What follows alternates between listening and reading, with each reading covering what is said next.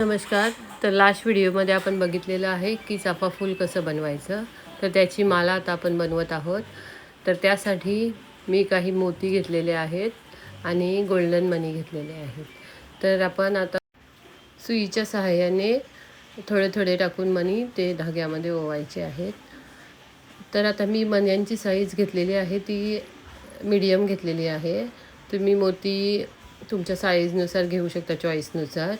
तर मोठे मणी पण भेटत आहेत, डिझाईनवाले मणी पण भेटत आहेत. तर जसं हवं तसं तुम्ही घेऊ शकता. आता मी फक्त ह्याच्यात मोती आणि गोल्डन मनी टाकत आहे आणि एक एक करून असं चाफा फूल टाकत आहे. प्रत्येक फुलाच्या गॅपमध्ये तुम्हाला डबल लाईन किंवा सिंगल लाईन जशी माला करायची आहे त्याप्रमाणे तुम्ही मणी टाकू शकता. तर मी आता जवळजवळ 8-10 मणी प्रत्येक गॅपमध्ये टाकलेलं आहेत. तर तुम्ही जसं तुम्हाला हार मोठं बनवायचं किंवा छोटं त्याप्रमाणे करू शकता. आणि शेवटच्या एंडला मग आपल्याला अशी गाठ मारून घ्यायची आहे. तर अशी ही आपली चाफा फ्लावर माला रेडी झालेली आहे.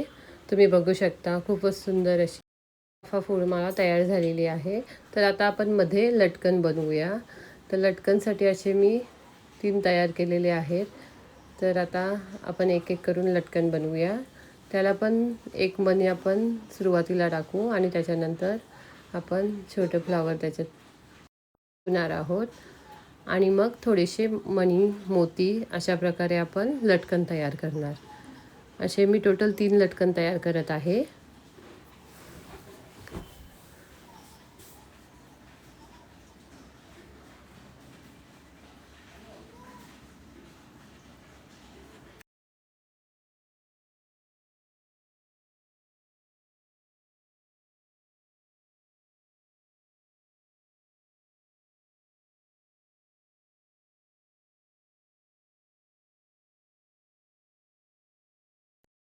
तर हे आपलं एक लटकन तयार झालेलं आहे.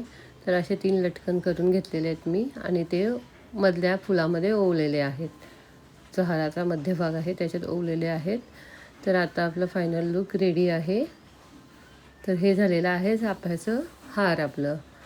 तर तुम्ही पाहू शकता खूपच सुंदर असं चाफ्याचा हार झालेला आहे. स्वामी समर्थांसाठी खास असं चाफ्याचं हार, त्यांना आवडणारं असं चाफ्याचं हार आपण त्यांच्या चरणी अर्पण करूया. अशाच नवनवीन व्हिडिओंसाठी माझ्या चॅनलला नक्की सबस्क्राईब करा. Thank you for watching. Shri Swami Samarth.